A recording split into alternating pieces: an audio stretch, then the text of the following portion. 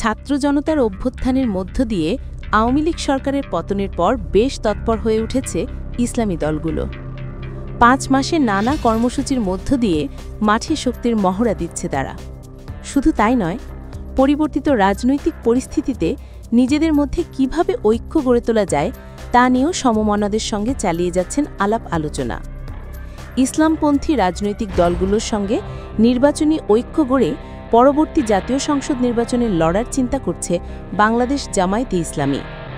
সেক্ষেত্রে একটি আসনে একজন করে প্রার্থী দেওয়ার বিষয়ে সমঝোতার চেষ্টা চলছে। বরিশালে জামায়াতের আমির ডাক্তার শফিকুর রহমান ও ইসলামী আন্দোলনের আমির চরমোনাই পীর মুফতি সৈয়দ মুহাম্মদ রেজাউল করিমের যৌথ সংবাদ সম্মেলন রাজনৈতিক অঙ্গনে চমক সৃষ্টি করেছে।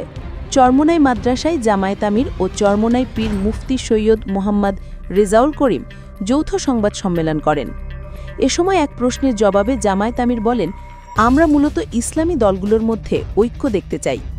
আমাদের মধ্যে কোনো বিরোধ নেই। জনগণের প্রত্যাশা নির্বাচনের সব কেন্দ্রে ইসলামী দলগুলোর যেন একটা বাক্স থাকে। চরমোনাই পীর মুফতি সৈয়দ মুহাম্মদ রেজাউল করিম বলেন, নির্বাচনের সময় ইসলামের পক্ষে একটা বাক্স কেন্দ্রে পাঠানোর প্রচেষ্টা আগেও ছিল, এখনও চলছে। বিভিন্ন কৌশলে 5 দশক ইসলামী দলগুলোকে দূরে রাখা হয়েছে। 5 আগস্ট নতুন স্বাধীনতার মাধ্যমে ইসলামী পক্ষগুলোর একটি ভালো ক্ষেত্র তৈরি হয়েছে। সেই ক্ষেত্রের যদি আমরা সময় উপযোগী বিচার না করতে পারি, তাহলে আমাদের জন্য তা হবে অকল্যাণকর।